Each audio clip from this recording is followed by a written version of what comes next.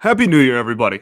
Today we are going to look at the best moments of 2022. I know that sounds ridiculous, but I promise there were a couple. Okay, so you can laugh about it, whatever, that's fine. But there were a couple of actually good moments, believe it or not, in 2022 for this baseball team.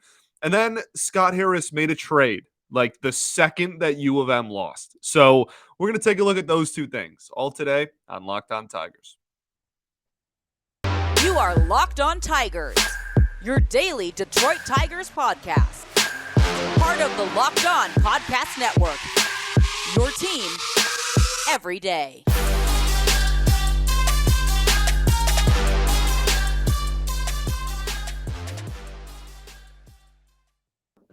What is up, everybody? Welcome back to another edition of Locked On Tigers. I am, of course, your host, Scott Bentley. Today is Sunday, January 2nd, 2022. 23. Thank you for making Locked On Tigers your first listen every single day. We are free and available wherever you get your podcasts, including YouTube. Today's episode is brought to you by BetOnline. BetOnline is you covered this season with more props, odds, and lines than ever before. BetOnline, where the game starts. Okay. Happy New Year. May 2023 be the best year yet for you. Hopefully it is better than 2022 because that's what we want. We want this to be the best year yet. Like I said in the last episode, thank you all for supporting me throughout the last couple of years on this show, and hopefully this year can just take us to even bigger heights, and we can keep just talking ball because that's what we love to do here, just talking ball, baby. So speaking of talking ball, let's talk about do you want to start with the trade or end with the trade? I don't know if I want to. Let's start with best moments of last year, and then we'll end with the trade.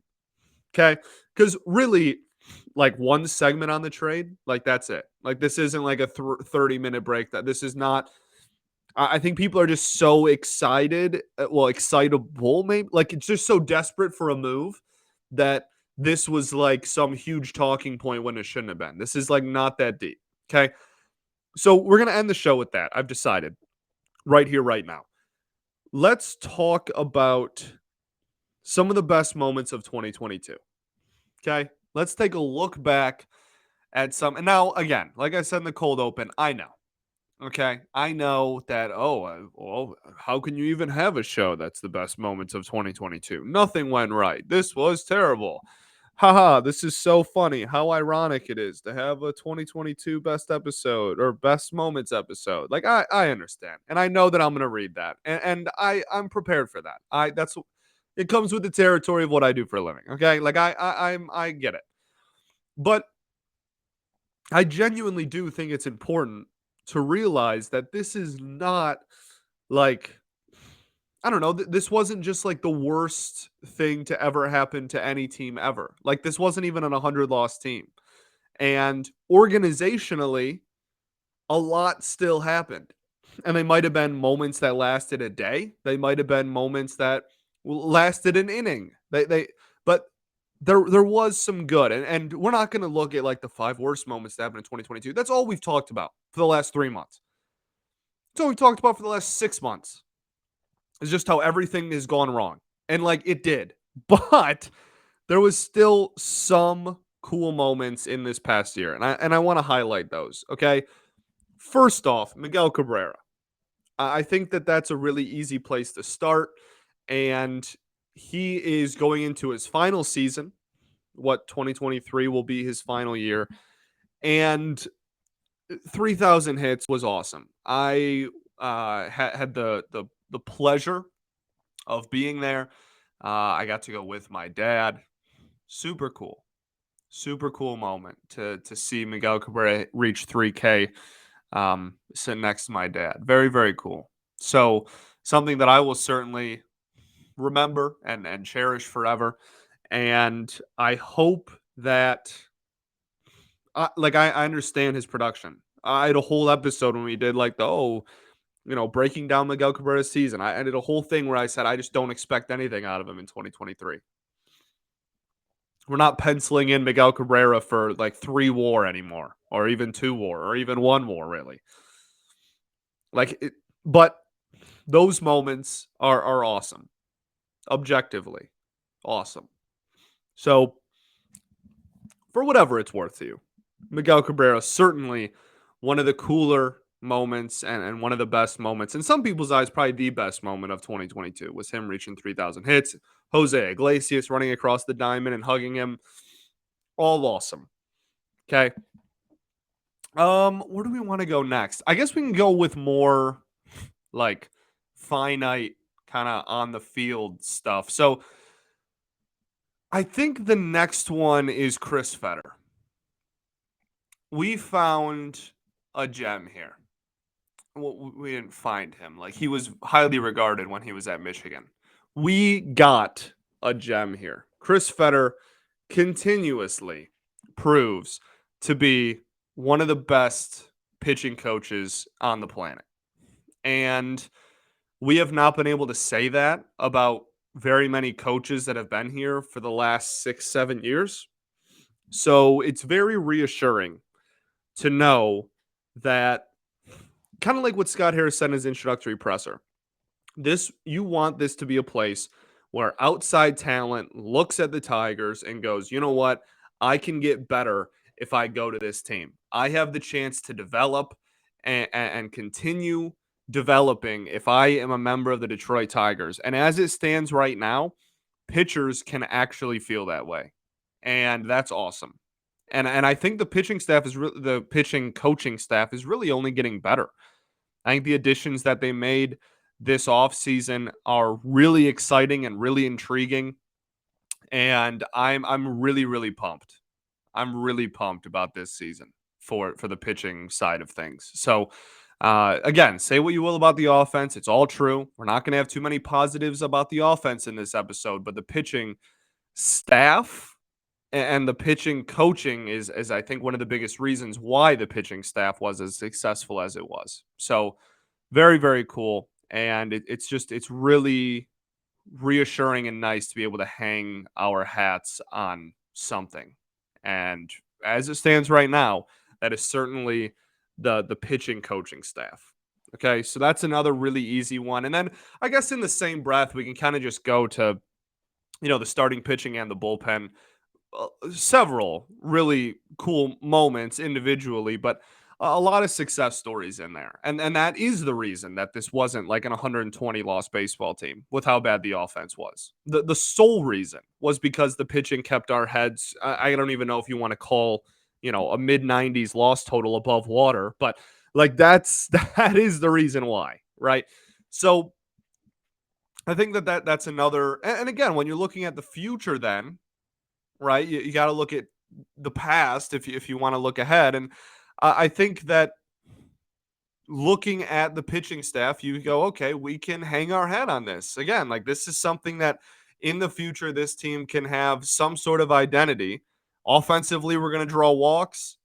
On the other side of the ball, we can develop pitching really well. That's a pretty good identity in my eyes. And this is the early stages. I'm not saying this team's going to be good next year, believe me, but I do think that there is some groundwork. This isn't like, again, like people just talk about everything that's going around with this team so negatively. And it's just like, oh, well, like nothing's ever going to get better. And there's nothing that's good about this entire organization, top to bottom. And like, that's just objectively not true. So I think that's another thing we can kind of look at and be like, hey, this is solid, the pitching side of things. Okay, let's keep the ball rolling. We got some more stuff that I want to talk about, some individual game moments too. There's not a lot, but there are a few individual game moments from 2022 that I do want to highlight and talk about as like cool moments of the season. But first, I got to tell y'all about our friends over at BetOnline. BetOnline.net is your number one source for sports betting info, stats, news, and analysis. Get the latest odds and trends of every professional and amateur league out there, from pro football, college bowl season, basketball, World Cup just ended, but phenomenal. We've got it all at betonline.net. If you love sports podcasts, you can find those at BetOnline as well. They're the fastest and easiest way to get your betting info. Head to the website today or use your mobile device to learn more. BetOnline, where the game starts. All right, everybody. Welcome back here. Second segment of Locked On Tigers. Thanks for making us your first listen every day. Check out Locked On MLB Prospects. Host Lindsey Crosby is a prospect encyclopedia. He's going deep on the MLB stars at tomorrow. It's free and available wherever you get your podcasts. All right. Let's just keep talking about some of the cool moments. For individual like game stuff, there's only a few, right? There's not a lot. And if you want to do the flip side, and if we wanted to be negative and do what were the worst moments, there are certainly a lot more of those. But there were some cool moments. First off, opening day. All right. Everyone is just really optimistic about this team. Everyone's looking like, hey, this could be a really good year. Javi Baez hits a walk-off, like the new addition, right? We beat a division rival. Everything. I was at opening day as well with a good buddy of mine. Like that, it was awesome. Opening day rocked. And then the next 161 games were just downhill. And so uh, tough, but in a vacuum, opening day was very cool. The vibe I guess the vibe around the team and around the park on opening day was something that I haven't felt in a years with the Tigers. And it was, whether it ended up being right or wrong is irrelevant in the span of 24 hours on opening day. People really were really excited about this team, and there was a lot of hope, and people had higher expectations than they've had in a while, and it was really exciting, like the way that they did it, right? Like Erod gets the start. It wasn't an amazing start by any stretch, but kept him in it. And then like Haas comes in and gets a homer off of Hendricks, who is one of the best relievers in all of baseball. And then Javi, and then the theatrics of like it's off the wall. Is it caught? Is it bounced against the wall? Is it a walk off? Is it an out? Just the whole thing, man. It was a really cool day. And outside of the stadium before and afterwards was a party, man. I love Detroit. I love the city of Detroit, man. I love the people. What a fun day that was. What a really, really fun day that was. So that was certainly one of the highlights of the year.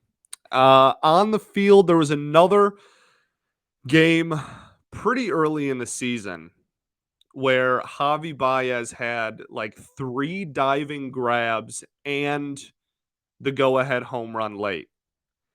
And I remember in that moment, I think I tweeted something out about like, you want to know the impact that like one player can have on a game, because he was just everywhere. And yeah, like again, I don't want to keep reiterating. Like I understand that this season was a failure, and that Javi was not nearly what we paid him to be by the end of the season. But again, we're just talking about the best moments, and in that moment, it was a very cool game, and it was very cool to see a big free agent acquisition for the Tigers actually like show up on the field. And it was early on, and again, it didn't last, but whatever. It was a cool moment for sure. I think the only other big one, again, outside of like any Miguel Cabrera milestone, the only really other big like single game moment was against Baltimore. I want to say it was in June. Will Vest. This is the Will Vest save. You guys remember that? Will Vest came in. It was bases loaded in Comerica. We had lost a lot of games in a row, or at least a lot of games recently. And we swept Baltimore that weekend. It was a weekend series. And Will Vest came in, bases loaded, and closed the door. And it was his first career save. And he was having such a good year up to that point. And the second half wasn't quite as kindly to him, but it was still a really solid year for Vest. Absolutely. But that was a just electric factory. That one got the blood pumping, heart was racing a little bit. That was a really, really fun game. And it was back and forth offensively. And to just for him to close the door like that, and everybody, well, then, Soto, everybody like can't stand Gregory Soto, which is still kind of ridiculous. But everybody was like, "Oh, Will Vest for closer, like make him closer." And what, regardless of what happened to him the rest of the year, and regardless of what happened That game didn't really end up meaning anything, but it was still a very cool moment. And that was maybe the most electric game of the season. Like single like finish to a game positively. Obviously, negatively, there's like the Minnesota game takes all where I think it was Haas, threw the ball in the left field and the walk off and everything. That's obviously the like most ridiculous in the worst way, but I think the most electric game in the best way was probably that one. I can't think of anything that really tops it. Comerica was rocking that night too, though. So very, very cool. For sure. I think I don't know. Like that's pretty much it for like the on the field. Like oh, cool things that happen on the field. And that's not to say that nothing else good happened the rest of the year. But as far as like single moments, the crowd was really loud or like whatever. That's pretty much it. But very very cool moments regardless. I think the next thing is like a generalization and then more specific afterwards. So like the development.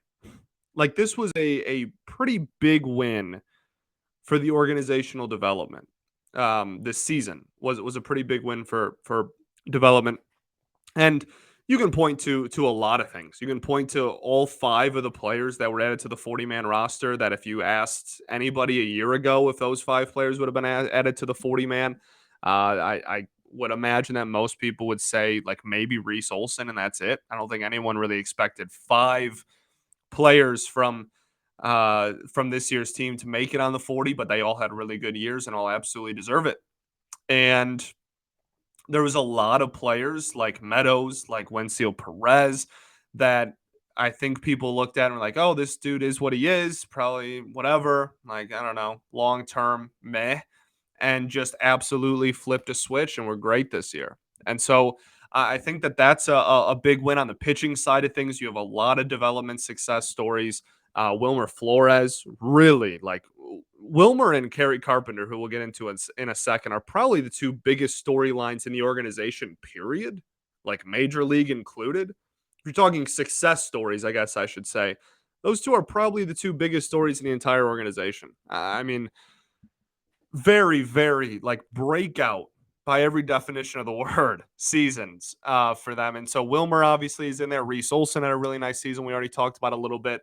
Just a lot of developmental success stories, and that's awesome.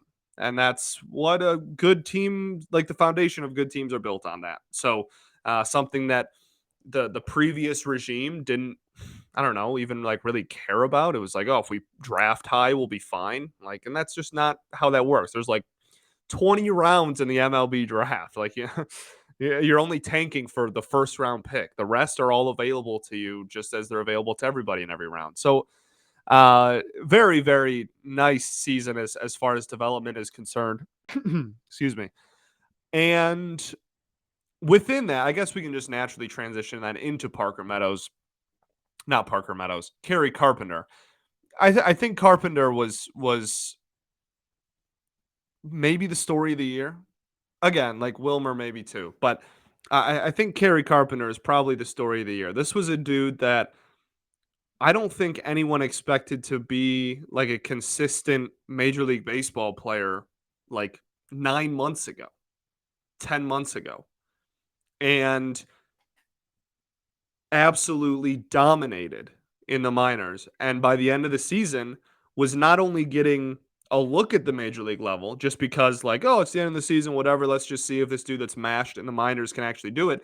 He was productive at the major league level.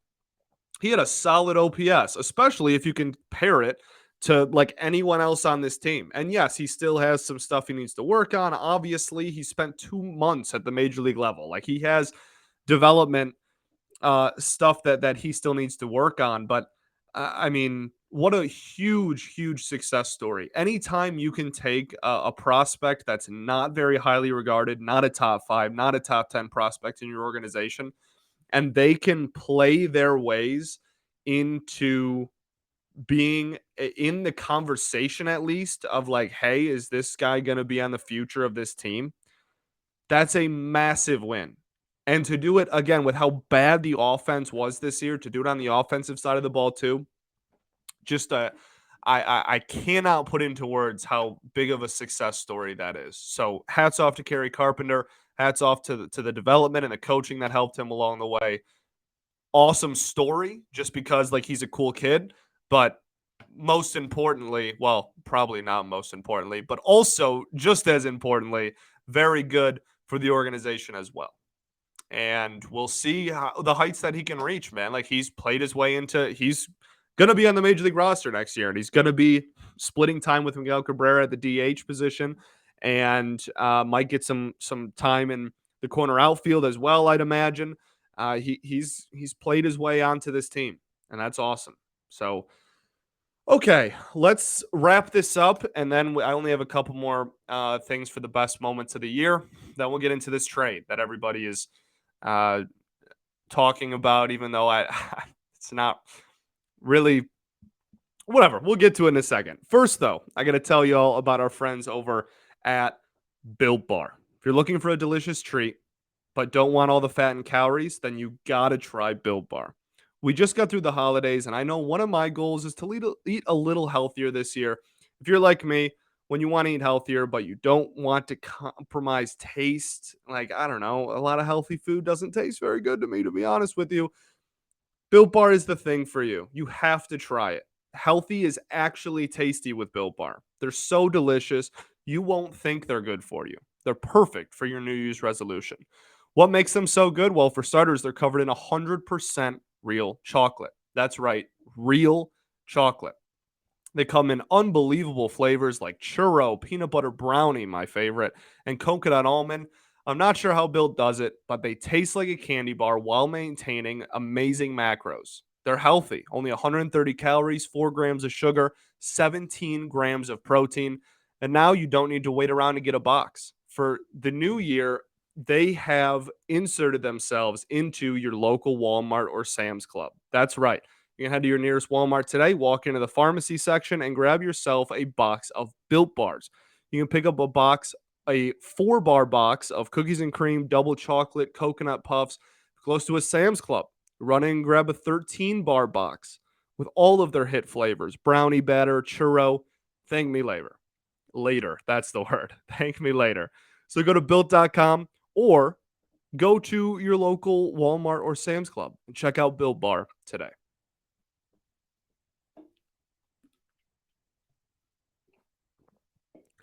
All right, everybody. Welcome back. Third and final segment, Locked On Tigers.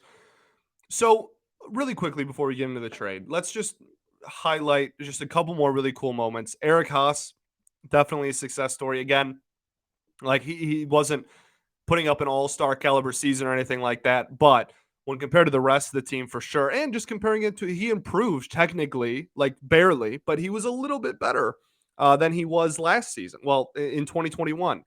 And it was a heck of a turnaround, because in May, I thought he was going to get DFA'd. Like, he was really struggling at the plate. And then he started getting a little bit more playing time, and he took it and ran. And a team that desperately needed some offensive production got it in the form of Eric Haas. And I had my doubts about him. I still have some stuff that I'd like him to improve on, but that doesn't matter over the course of the season when he's comfortably the best and most consistent hitter on the team from June through the rest of the year. So Hossie definitely deserves his flowers. Is that he's going to be in the conversation? He might be like the 1A catcher next year. We'll see.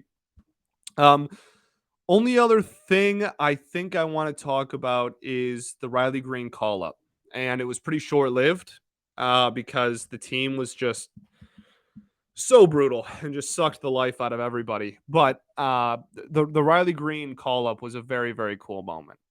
Very cool moment. Was very fun, and we won for a little bit afterwards. Well, I think it was against Texas. We won some games after he got called up, and I think it put a little bit of energy back into a fan base that really did not have a lot for a majority of the season, rightfully so, to no fault to any fan. But that was a cool moment, and just seeing him play, like I know that he didn't have unbelievable like Julio Rodriguez numbers or anything, but like this is one of the best hitting prospects we've ever had, to be honest with you. Like Riley Green is the best Tigers hitting prospect of my lifetime. And we'll see if that translates into him being one of the best major league players that the Tigers have had in my lifetime. But just the hype around him and getting the call up and everything was again a fun moment in a season with not a lot of fun moments. So I understand this season sucked. And I understand that a lot of these moments you might look at and go like, this did not make it any better. And that's fine. You're right. It didn't make it any better. This stunk. But to act as though this organization has absolutely nothing going for it is also just as wild to me. So, okay, let's talk about this trade. Let's just get this over with. I'll tell you what this trade isn't. Okay, we're going to start with that. This trade is not acquiring a starter. Tyler Nevin is not gonna come in here and like, oh my goodness, we have our third baseman. He's gonna start at third. It's Tyler Nevin. Oh my goodness, I'm so upset. Tyler Nevin's our starting third baseman. No, like Tyler Nevin is not gonna be the opening day starter at third base. It's not gonna happen. It'll be Kreidler before it's Nevin. And this is just a depth utility player that walks. Like it's on brand. Okay? Like that's really all there is to it. This is not he's not going to play in 120 games. He's not going to play in 140 games. He's not going to be the everyday starting third baseman for the team. It's not like it's not happening. In 60 games last year, he had an 11% walk rate, which is why he was acquired. However, he had like a 560 OPS. 560 OPS in the majors in 60 games last year. In AAA last year, he also had an 11% walk rate and an 861 OPS. Solid. 2021 at the MLB level, had an OPS over 1,000, but it was in 6 games. Doesn't count. And then in 2021 at the minor league level, where he spent a majority of his year, he had a 9.3% walk rate and a 696 OPS. Like he has a sub 200 average at last season. His average at the major league level in his career is 205, and his career OPS is in the 500s. It's 604. Like I promise you that this front office did not bring in Tyler Nevin to be the everyday starter at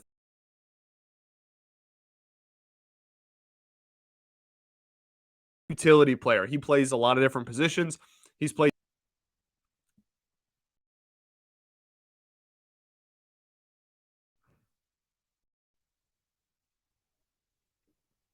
some first base. He has played some third base. He's played some corner outfield. That's all this is. That's it. That's the extent of the conversation. And that's why it's like a little bit of commentary at the end of the show, and that's it. You do not have to worry about Tyler Nevin. I don't know. Like any trade, I understand that it's the first bat we've gotten all off season, and he had a sub 200 batting average last year, and that's like, oh my goodness, whatever. But this is not a move to be like super excited about for starters. This is not like oh my goodness, revolutionary. This is like such a crazy cool move. But at the same time, it's also not like a detriment. Like this is not a problem either. It's a depth utility player that again walks a lot. It's super on brand, and that's kind of all there is to it. So there you go, Tyler Nevin, your newest member of the Detroit Tigers for cash considerations. Cash considerations going to have a good year this year.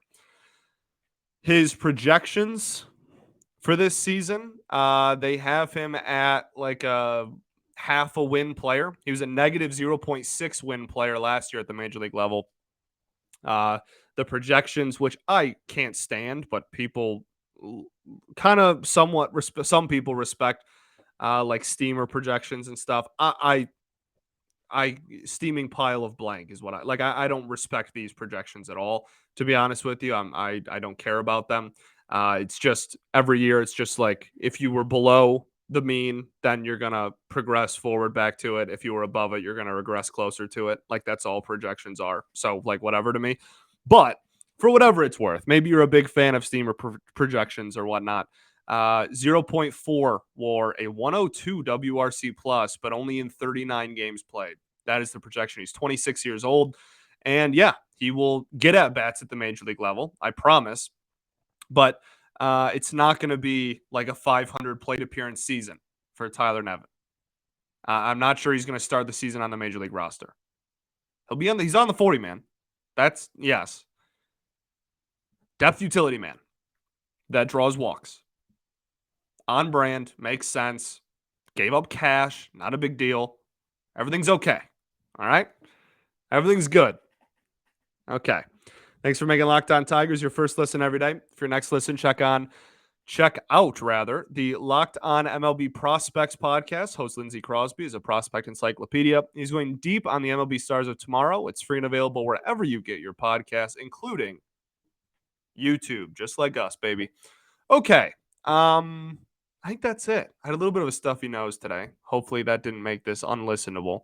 Also, like 2 or 3 minutes ago, my studio froze and then it just started working again. I might just leave it in. So it might just be me staring in the camera for like 30 seconds. We'll see what happens. I think that's it. Peace and love. Going to therapy's dope. And I will catch y'all on Wednesday, baby. Go Tigers.